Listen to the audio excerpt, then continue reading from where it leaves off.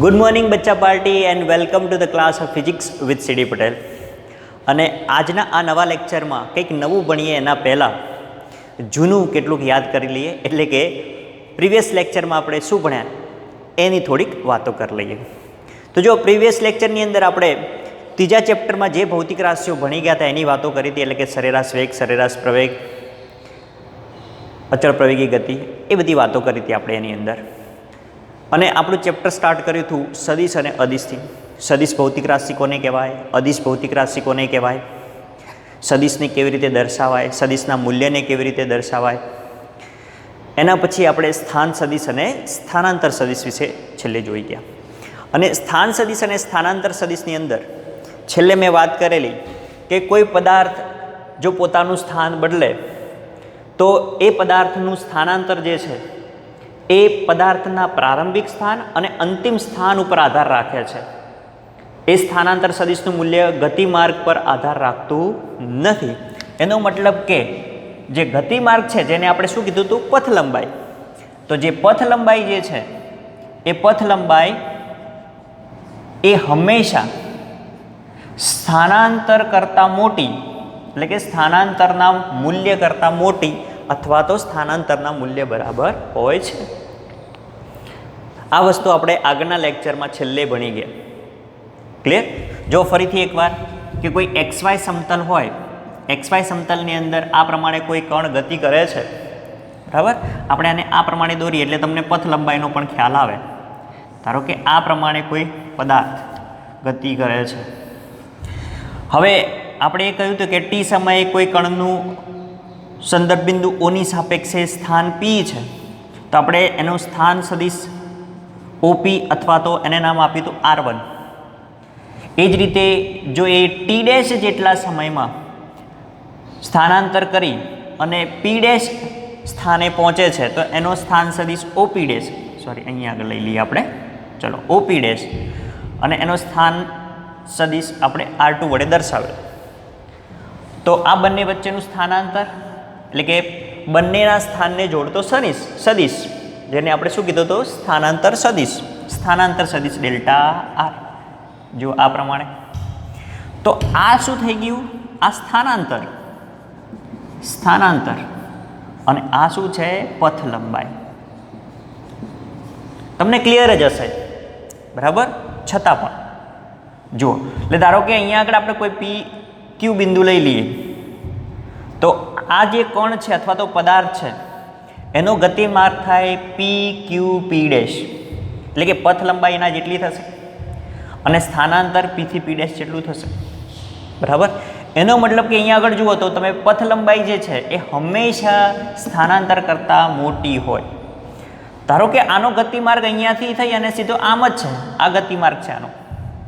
તો બોલો હવે કણની પથ લંબાઈ અને સ્થાનાંતર બંને કેવા થયા, સમાન થયા. ધારો કે આ જે છે એ આમ જઈ, આ પ્રમાણે જઈ અને આ પ્રમાણે જઈ અને પાછો અહીંયા આગળ આવે છે. તો જો પથ લંબાઈ વધી ગઈ, પરંતુ જો સ્થાનાંતર કહીએ તો અહીંયાથી જ ગણવાનું, પ્રારંભિક સ્થાન અને અંતિમ સ્થાન. સમજાઈ ગયું? જો આ જ કન્સેપ્ટનો ઉપયોગ કરી અને આપણે સ્વાધ્યાયનો દાખલો ગણવાનો છે. તો જો સ્વાધ્યાયનો દાખલા નંબર 4.8 તો જોઈ લઈએ જરા, આને કાઢી દઉં છું. જુઓ શું કહેવા માંગે છે. તો જુઓ, 3 છોકરીઓ 200 મીટર ત્રિજ્યાવાળી વર્તુળાકાર રિંગમાં બરફની સપાટી પર સ્કેટિંગ કરી રહી છે. તે સપાટીની કિનારી પર બિંદુ P થી સ્કેટિંગ શરૂ કરે છે. એટલે હવે પહેલાં આકૃતિ દોરીએ આપણે. જો આ પ્રમાણેની કે આકૃતિ તમને આપેલી છે, ટેક્સ્ટ બુકમાં આપેલી છે. જો સ્વાધ્યાયનો દાખલો છે, ચોપડી જોડે લઈને જ બેસજો વિદ્યાર્થી મિત્રો. ઓકે, અહીંયા આગળ P બિંદુ છે અને અહીંથી અહીંયા આગળ Q બિંદુ છે. પહેલાં તમને આકૃતિ દોરી દઉં, આકૃતિ દોરી આપું. જો આ પ્રમાણે એને કંઈક છે આકૃતિ. ઓકે, અહીંયા આગળ A, B અને આ C. ક્લિયર? જો હવે ફરીથી રકમ જુઓ કે 3 છોકરીઓ 200 મીટર ત્રિજ્યાવાળી વર્તુળાકાર રિંગ, આ 200 મીટર ત્રિજ્યાવાળી વર્તુળાકાર રિંગ છે, બરાબર? એટલે રિંગની ત્રિજ્યા આપણે લખવું હોય તો લખીએ આ પ્રમાણે કે ભાઈ વર્તુળાકાર રિંગની ત્રિજ્યા r બરાબર 200 મીટર. બોલો ત્રિજ્યા 200 મીટર તો આખા રિંગનો વ્યાસ કેટલો થાય? તો વ્યાસ d બરાબર 400 મીટર થાય ને, 2 ગુણ્યા 200 એટલે 400 મીટર. ઓકે.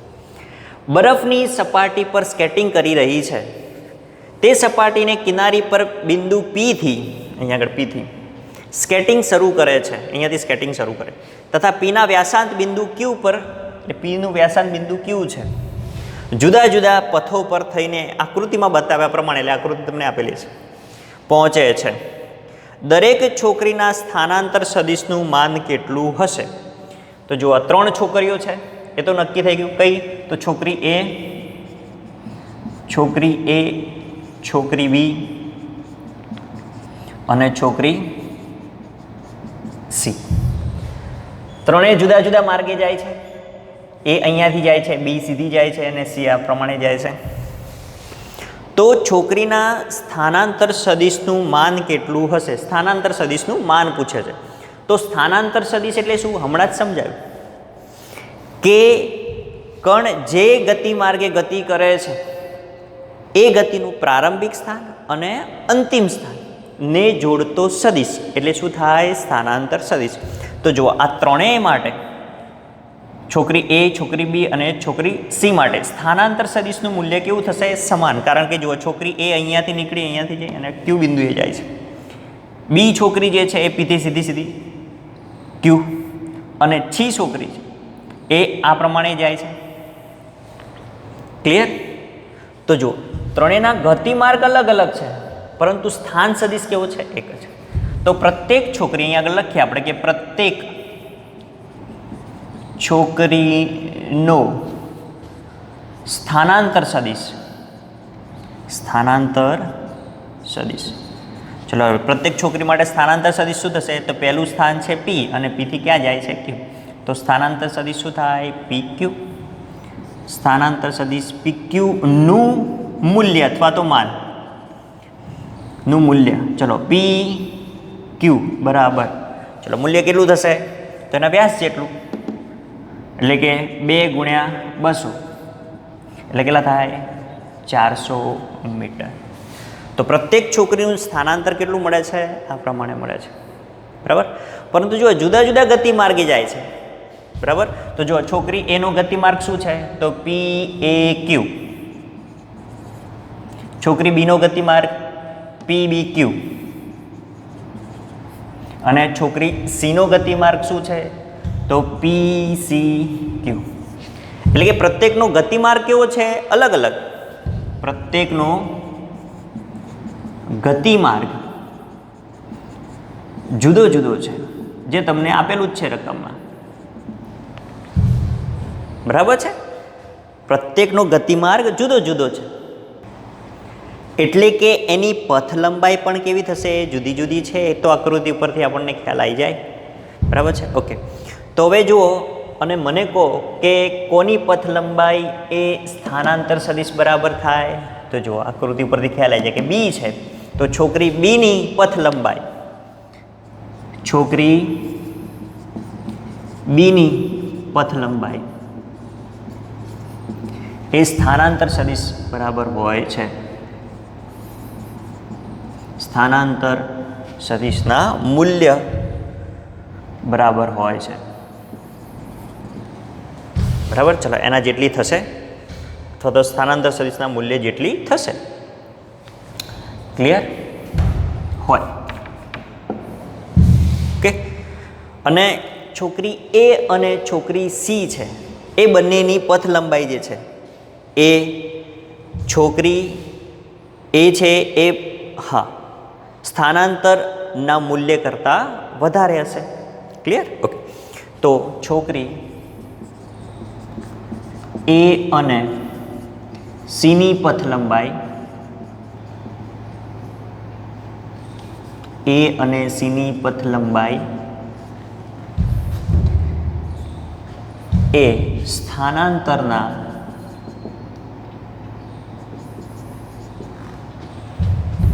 મૂલ્ય કરતાં વધારે હશે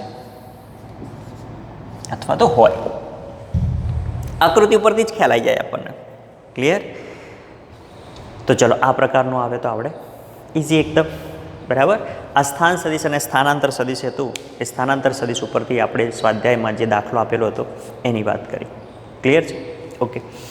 એટલે આના ઉપરથી આપણે એવું કહી શકીએ કે ભાઈ પથ લંબાઈ જે છે, પથ લંબાઈ આ યાદ રાખવાનું. અને ત્રીજા ચેપ્ટરમાં પણ ભણી ગયા કે પથ લંબાઈ એ હંમેશા સ્થાનાંતર કરતાં મોટી અથવા તો એના બરાબર હોય છે.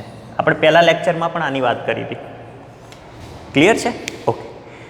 જોઈએ હજી એક દાખલો એટલે તમને વધારે ખ્યાલ આવે.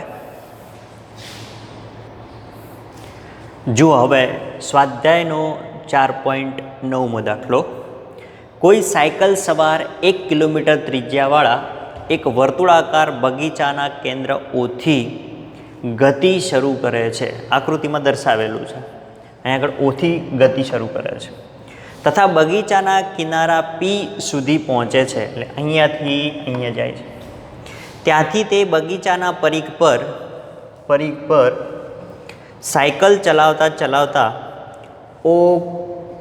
QO માર્ગે કેન્દ્ર O પર પાછો આવે છે. એટલે અહીંયાથી અને અહીંયા પાછો આવે છે.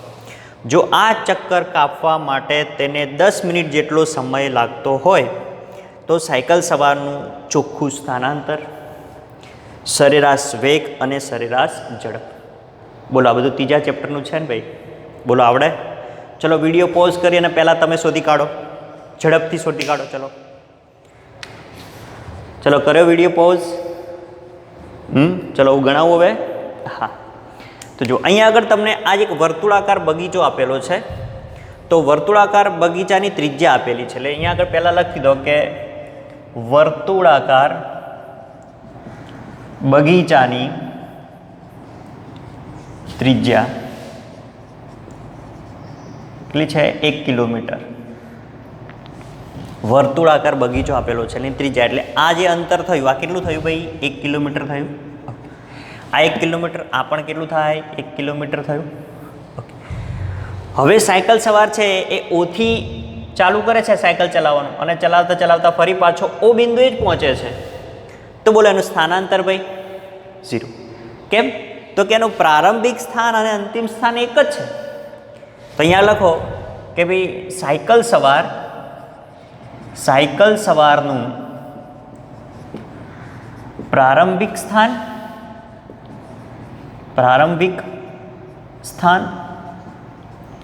અને અંતિમ સ્થાન એક જ હોવાથી તેનું સ્થાનાંતરનું મૂલ્ય અથવા તો તેનું સ્થાનાંતર કેટલું થશે ભાઈ? 0 થશે. સ્થાનાંતર 0 થશે. તો પહેલો આન્સર આપણને મળી જાય કે જો સાયકલ સવારે કરેલું ચોખ્ખું સ્થાનાંતર, એટલે પહેલું કે સાયકલ સવારે કરેલું ચોખ્ખું સ્થાનાંતર કેટલું છે? 0 થશે. બરાબર. ચોખ્ખું સ્થાનાંતર 0. ચલો આ રીતે લખીએ આપણે. બીજો ક્વેશ્ચન શું છે કે સરેરાશ વેગ કેટલો? બરાબર. તો ચલો બી. તો સાયકલ સવારનો સરેરાશ વેગ, તો સરેરાશ વેગનું સૂત્ર બોલો ભાઈ, આવડતો હોવું જોઈએ. સ્થાનાંતર ભાગ્યા સમયગાળો. તો ચલો કેટલો સમય લાગે છે? જુઓ 10 મિનિટ જેટલો સમય લાગે છે. બરાબર. તો સમય આપણને કેટલો છે? 10 મિનિટ લાગે છે. સ્થાનાંતર કેટલું છે? 0. તો 0 ભાગ્યા 10 મિનિટ લખો દો અહીંયા આગળ, કારણ કે આન્સર 0 જ આવવાનો છે.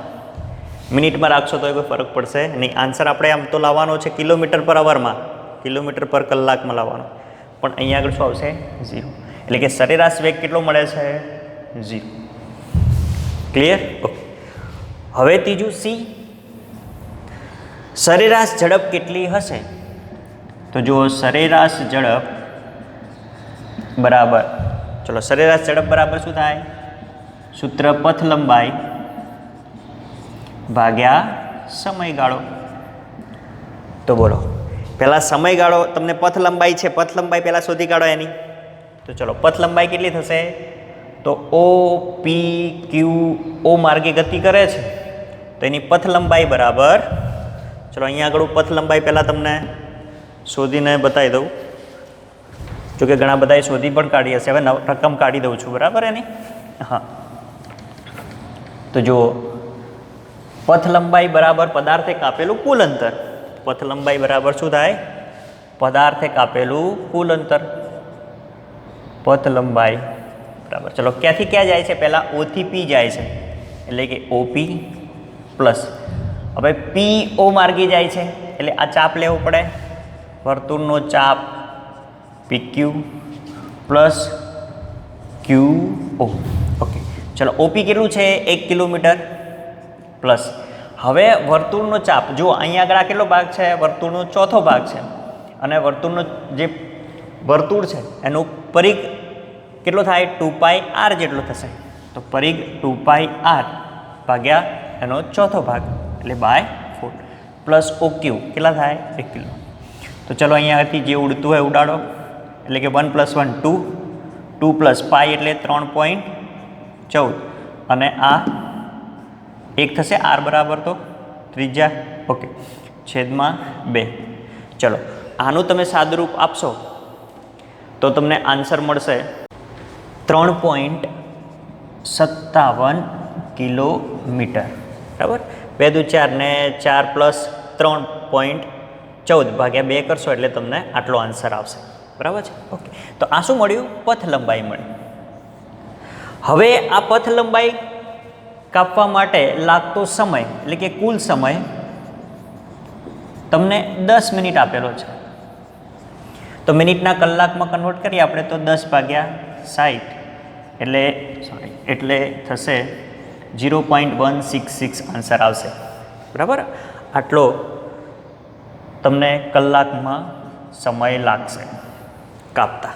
ક્લિયર? આપણે કલાકમાં કન્વર્ટ કરીએ. ઓકે, તો હવે પથ લંબાઈ આપેલી, સમય આપેલો છે, મૂકી દો કિંમતો. તો પથ લંબાઈ 3.57 ભાગ્યા 0.166. બરાબર, ચલો આનો ભાગાકાર કરશો એટલે તમને આન્સર મળશે 21.43. 21.43 કિલોમીટર પર અવર. જુઓ એટલે આ પ્રમાણે તમને આનો આન્સર મળે. ચલો ક્લિયર છે? ઓકે, જો અમુક સાહિત્યની અંદર તમને અહીંયા આગળ પાઈની કિંમત 22/7 લીધેલી છે તો 22/7 લેશે તો અહીંયા આગળ આન્સર આવશે 25/7 આવશે. બરાબર, તમે જે પ્રમાણે કિંમતો મૂકો એ પ્રમાણે આન્સર મળે. તો અહીંયા આગળ 22/7 કરશો એટલે અહીંયા આગળ 22/7 પાઈની કિંમત મૂકશો એટલે અહીંયા આગળ આન્સર આવશે 25/7 મળશે તમને સાદરૂપ આપશો એટલે, અને આ થશે 1/6 અને એ બંનેનું કિંમતો આની અંદર મૂકશો એટલે સરેરાશ ઝડપ મળશે. પણ સરેરાશ ઝડપ ટૂંકમાં આટલી જ મળશે, જે પ્રમાણે ગણો એ પ્રમાણે. ક્લિયર છે? ઓકે, તો ચલો આ એક દાખલો થઈ ગયો. ચલો હજી એક દાખલો છે આના જેવો, જોઈ લઈએ. જુઓ એના જેવો બીજો એક દાખલો, સ્વાધ્યાયનો 4.11મો દાખલો. જો શું કહે છે કે એક મુસાફર એક નવા શહેરમાં સ્ટેશન પર ઉતરીને ટેક્સી કરે છે. સ્ટેશનથી સુરેખ રોડ પર તેની હોટલ 10 કિલોમીટર દૂર છે. ટેક્સી ડ્રાઈવર મુસાફરને 23 કિલોમીટર લંબાઈના વાંકા ચૂકા માર્ગે 28 મિનિટમાં હોટલ પર પહોંચાડે છે. તો નંબર 1, ટેક્સીની સરેરાશ ઝડપ, સરેરાશ વેગનું મૂલ્ય કેટલું થશે અને આ બંને સમાન હશે કે નહીં? જો તમને ચેપ્ટર નંબર 3ની ફિલિંગ આવતી હશે અહીંયા આગળ, સર આ તો એ જ સરેરાશ વેગ સરેરાશ ઝડપ એ જ શોધવાનું છે. હા, જો એના જ દાખલા છે આ બધા. ક્લિયર? ઓકે, તો ચલો આપણે રકમને સમજીએ, એની આકૃતિ દોરવાનો ટ્રાય કરીએ અને એના ઉપરથી જવાબ લાવીએ. જુઓ શું કહે છે કે મુસાફર એક નવા શહેરમાં સ્ટેશન પર ઉતરીને ટેક્સી કરે છે. એટલે મુસાફર ક્યાં ઉતરે છે? સ્ટેશન પર. ચલો તો પહેલાં સ્ટેશન બનાવી દો. અહીંયા આગળ સ્ટેશન, બરાબર, અહીંયા આગળ મુસાફર છે સ્ટેશન ઉપર ટેક્સી કરે છે અને સ્ટેશનથી સુરેખ રોડ ઉપર તેની હોટલ 10 કિલોમીટર દૂર છે. એટલે અહીંયાથી આ સુરેખ રોડ અને સુરેખ રોડથી આ હોટલ છે નહીં, હોટલ કેટલી દૂર છે? 10 કિલોમીટર. 10 કિલોમીટર દૂર છે સુરેખ રોડ પર. ક્લિયર? ઓકે. ટેક્સી ડ્રાઈવર મુસાફરને 23 કિલોમીટર લંબાઈના વાંકા ચૂંકા માર્ગે 28 મિનિટમાં હોટલ પર પહોંચાડે છે. એટલે અહીંયાથી ટેક્સી ડ્રાઈવર ભાડું વધારે લેવા માટે આ રીતે લાંબુ થઈને આ પ્રમાણે પહોંચાડે છે. અને જે માર્ગની લંબાઈ કેટલી છે? 23 કિલોમીટર. બરાબર. અને એના માટે કેટલો સમય લાગે છે? તો 28 મિનિટ લાગે છે. તો મુસાફરને સ્ટેશનથી હોટલ પહોંચતા લાગતો સમય કેટલો છે? 23 મિનિટ. અહીંયા હું લખી દઉં છું T બરાબર 28 મિનિટ. ક્લિયર? ઓકે. તો જો હવે આકૃતિ ઉપરથી આપણને ખ્યાલ આવે કે મુસાફર અહીંયા આગળ ઉતર્યો છે ને એના જવાનું છે હોટલ. બરાબર. તો એનું પ્રારંભિક સ્થાન સ્ટેશન છે, અંતિમ સ્થાન હોટલ છે. તો એનું સ્થાનાંતર કેટલું થાય? તો બંને વચ્ચેના અંતર જેટલું. બરાબર. સીધું સુરેખ અંતર આપેલું છે ને, કેટલું છે? 10 કિલોમીટર. તો આ મુસાફરનું સ્થાનાંતર આપણે લખીએ અહીંયા આગળ કે ભાઈ મુસાફરનું સ્થાનાંતર બોલો કેટલું થશે? તો 10 કિલોમીટર. અને મુસાફરની પથ લંબાઈ કહીએ તો જો પથ લંબાઈ કેટલી થાય? 23 કિલોમીટર. તો મુસાફરની પથ લંબાઈ 23 કિલોમીટર. અને અહીંયાથી અહીંયા એટલે કે સ્ટેશનેથી હોટલે જતા લાગતો સમય, બરાબર, તે માટે લાગતો સમય આપેલો છે તમને 28 મિનિટ આપેલી છે. એટલે મિનિટને આપણે કલાકમાં કન્વર્ટ કરી દઈએ, કારણ કે આન્સર આપણે જોઈએ છે કિલોમીટર પર અવરમાં. તો 28/1/60 બરાબર. એટલે આને ડાયરેક્ટ હું આ રીતે લખી દઉં કે ભાઈ 28/60 કલાક.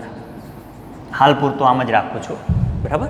પછી આપણે એનો જે સરેરાશ ઝડપ અને સરેરાશ વેગમાં સૂત્ર મૂકી અને સાદરૂપ આપી દઈશું. ક્લિયર? ઓકે. તો હવે શોધી કાઢો, એકદમ ઇઝી. ચલો, એ સરેરાશ ઝડપ. તો ટેક્સીની અહીંયા લખું છું, ટેક્સીની સરેરાશ ઝડપ. ચલો, સરેરાશ ઝડપ બરાબર શોધી કાઢીએ છે ઘણા બધાએ. ઝડપ બરાબર પથ લંબાઈ ભાગ્યા સમયગાળો. ચલો, પથ લંબાઈ કેટલી છે? 23 કિલોમીટર ભાગ્યા સમયગાળો 28/60 એટલે ઉપર 60 લખું છું. તો જુઓ, આનું સાદરૂપ આપશો તો તમને આન્સર મળશે 49.3 કિલોમીટર પર અવર. 49.3 કિલોમીટર પર અવર. તમારે ભાઈ કેલ્ક્યુલેટરથી આન્સર લાવવાનો. હા, મેં ગણેલો છે એટલે હું ડાયરેક્ટ લખી દઉં છું. ક્લિયર? ઓકે. હવે તો તમને ઝડપ આટલી મળશે. હવે જુઓ, બી શોધો. શું કહે છે? સરેરાશ વેગનું મૂલ્ય. ચલો, સરેરાશ વેગ બરાબર શું થાય? સ્થાનાંતર ભાગ્યા સમયગાળો. ચલો, જો જગ્યા નથી એટલે આપણે આ બાજુ લખીએ છીએ અહીંયા આગળ. તો જુઓ, હવે કદાચ અહીંયા દેખાતું જ હશે તમને. તો સ્થાનાંતર કેટલું છે? 10 ભાગ્યા 28 ભાગ્યા એટલે ઉપર આવી જશે, ગુણાકારમાં લખું છું. જો આ પ્રમાણે જ જરાક એડજસ્ટ કરી લેજો. દેખાય છે? હા, દેખાય છે. ગુણ્યા 60 એટલે આનો આન્સર આવશે 21.43 કિલોમીટર પર અવર. જો, એટલે આમ આપણને સરેરાશ ઝડપ અને સરેરાશ વેગ મળે એટલો. ક્લિયર? જો હવે આગળનો પ્રશ્ન શું કહે છે? વાંચો. શું આ બંને સમાન હશે? બોલો, આ બંને સમાન થાય? ના. બરાબર. તો આપણે અહીંયા આગળ આન્સર લખવું પડે કે ભાઈ ના. શું ના? તો તો સરેરાશ વેગ અને સરેરાશ ઝડપ સમાન થશે નહીં. સરેરાશ વેગ અને સરેરાશ ઝડપ સમાન